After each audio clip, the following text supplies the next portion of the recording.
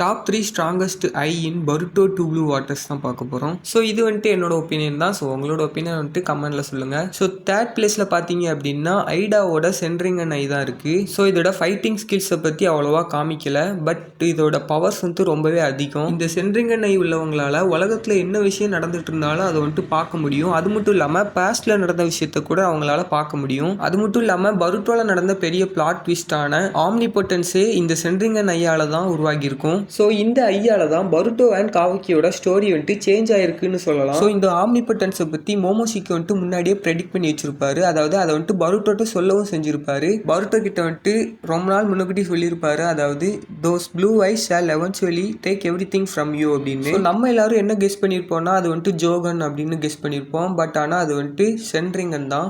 So சென்ட்ரிங்கன் தான் Boruto கிட்டேருந்து எல்லாத்தையும் எடுத்துட்டு அதை வந்துட்டு காவக்கி கிட்ட கொடுத்துருக்கு அப்படின்னு சொல்லலாம். என்னதான் இதோட ஃபைட்டிங் எபிலிட்டியை பற்றி காமிக்கல அப்படின்னாலும் இது வந்துட்டு ரொம்பவே பவர்ஃபுல்லான டோஜிட்ஸு தான். ஸோ அதனால தான் இதுக்கு வந்துட்டு தேர்ட் பிளேஸ் கொடுத்துருக்கேன். ஸோ செகண்ட் பிளேஸில் பார்த்தீங்கன்னா ஜோகன். என்னடா ஜோகனை சொல்கிறானேன்னு நினைக்காதீங்க. ஜோகனோட ஃபுல் பவர்ஸ் வந்துட்டு இன்னும் இனிமேல் காமிக்கவே இல்லை. ஸோ இப்போ வரைக்கும் காமிச்ச பவர்ஸ் வச்சு பார்க்கும்போது நான் இதுக்கு வந்துட்டு செகண்ட் பிளேஸ் தான் கொடுப்பேன். ஸோ இந்த ஜோகனை வச்சு டைமென்ஷன் டு டைமென்ஷன் வந்துட்டு ட்ராவல் பண்ணிக்கலாம். இது வந்துட்டு பருட்டோ ஒரே ஒரு டைம் தான் பண்ணியிருப்பாரு. அண்ட் ஜஸ்ட் லைக் பியாக்குகன் நம்ம எனிமிஸோட சக்ராஸை வந்துட்டு சென்ஸ் பண்ணிக்கலாம். ஸோ இந்த எபிலிட்டிஸ் தான் அனிமே அண்ட் மாங்கால வந்துட்டு காமிச்சிருப்பாங்க. ஸோ அதனால தான் செகண்ட் பிளேஸில் வந்துட்டு நான் இதை போட்டிருக்கேன். பட் நீங்கள் கேட்கலாம், ஜோகனோட பவர்ஸ் வந்துட்டு சென்ட்ரிங்கன் பவரோட கம்மியாக தானே இருக்குது, பட் இருந்தும் நீ ஏன் செகண்ட் பிளேஸில் வந்துட்டு ஜோகனை போட்ட அப்படின்னு. இதுக்கான ஆன்சர் பார்த்தீங்க அப்படின்னா டொனேரி ஒட்சுசுகி வந்துட்டு இந்த ஜோகனையை ஸ்டார் ஆஃப் ஹோப் அப்படின்னு சொல்லிட்டு மென்ஷன் பண்ணியிருப்பாரு. அது மட்டும் இல்லாமல் உராஷிக்கி ஒட்சுசுகி வந்துட்டு இந்த ஜோகனையை பார்த்து ஷாக் ஆகிருப்பாரு. ஒரு ஒட்சுசுகியே இந்த ஜோகனையை பார்த்து ஷாக் ஆகும்போது கண்டிப்பாக அந்த ஜோகனைக்கு வந்துட்டு ஏதோ ஒரு பவர் இருக்குது அப்படின்னு தான் நான் சொல்லுவேன். இசிக்கியோட டோஜிட்சுவை பொசஸ் பண்ணுற காவக்கிக்கு அகைன்ஸ்டாக பருட்டோ ஜோகனை ஆக்டிவேட் பண்ணும்போதே தெரிஞ்சுட்டு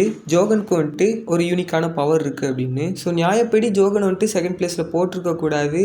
பட் வந்துட்டு ஜோகனுக்கு வந்துட்டு அவ்வளோ ஹைப் கொடுத்துருப்பாங்க. ஸோ அதனால தான் என்னால் வந்துட்டு தேர்ட் பிளேஸில் ஜோகனை போட முடியல. ஸோ ஃபர்ஸ்ட் பிளேஸில் என்ன டோஜிட்சு இருக்குன்னு சொல்லிட்டு பார்க்கறதுக்கு முன்னாடி இந்த வீடியோ வந்துட்டு உங்களுக்கு இன்ட்ரெஸ்டிங்காக இருந்துச்சு அப்படின்னு தோணுச்சுன்னா உங்கள் ஃப்ரெண்ட்ஸுக்கு இந்த வீடியோவை ஷேர் பண்ணுங்கள். ஸோ ஃபர்ஸ்ட் பிளேஸில் பார்த்தீங்கன்னா இசிக்கி அண்ட் காவக்கியோட டோஜிட்சுவான சுக்குனா ஹிகோனா தான். ஸோ இதோட பேர் வந்துட்டு சுக்குனா ஹிகோனா கிடையாது. பட் நிறைய இடத்துல சுக்குனா ஹிகோனா அப்படின்னு தான் மென்ஷன் பண்ணியிருப்பாங்க. ஸோ இதோட ஃபைட்டிங் எபிலிட்டிஸ் சொல்லிட்டு பார்த்தோம்னா ரொம்பவே அதிகம் அப்படின்னு தான் நான் சொல்லுவேன். பிகாஸ் நருட்டோ அண்ட் சஸ்கே ரெண்டு பேரும் சேர்ந்து இருந்தால் கூட இந்த ஐ பொசஸ் பண்ணுற இசிக்கியை வந்துட்டு தோக்கடிக்க முடியாது. பட் நருட்டோ பேரியன் முன் எடுத்தா ஜெயிச்சிருவாருன்னு நான் சொல்லுவேன். ஸோ இதோட ஃபர்ஸ்ட் எபிலிட்டின்னு சொல்லிட்டு பார்த்தோம்னா இந்த ஐயை பொசஸ் பண்ணுறவங்க தன்னைத்தானியே ஸ்ரிங்க் பண்ணிக்க முடியும். அது மட்டும் இல்லாமல் நான் லிவிங் திங்ஸ் வந்துட்டு ஸ்ரிங்க் பண்ணிக்க முடியும். அண்ட் செகண்ட் விஷயம் பார்த்தீங்க அப்படின்னா இதுக்குன்னு ஓன் டைமென்ஷன் வந்து இருக்கும். ஸோ அந்த டைமென்ஷனில் வந்துட்டு டைம் அப்படிங்கிற ஒரு விஷயமே கிடையாதுன்னு தான் சொல்லுவேன். ஃபார் எக்ஸாம்பிள் பூமியிலேருந்து அந்த டைமென்ஷனுக்குள்ளே 12 மணிக்கு போகிறீங்க அப்படின்னா நீங்கள் 10 வருஷம் அந்த டைமென்ஷனுக்குள்ளே டைம் ஸ்பெண்ட் பண்ணாலும் நெக்ஸ்ட் பூமிக்கு வரும்போது டைம் பார்த்தீங்க அப்படின்னா அதே 12 மணியாக தான் இருக்கும். ஸோ இப்பேற்பட்ட டைமென்ஷனில் தான் நருட்டோவையும் ஹினாட்டாவையும் காவக்கி வந்துட்டு அடைச்சி வச்சிருப்பாரு.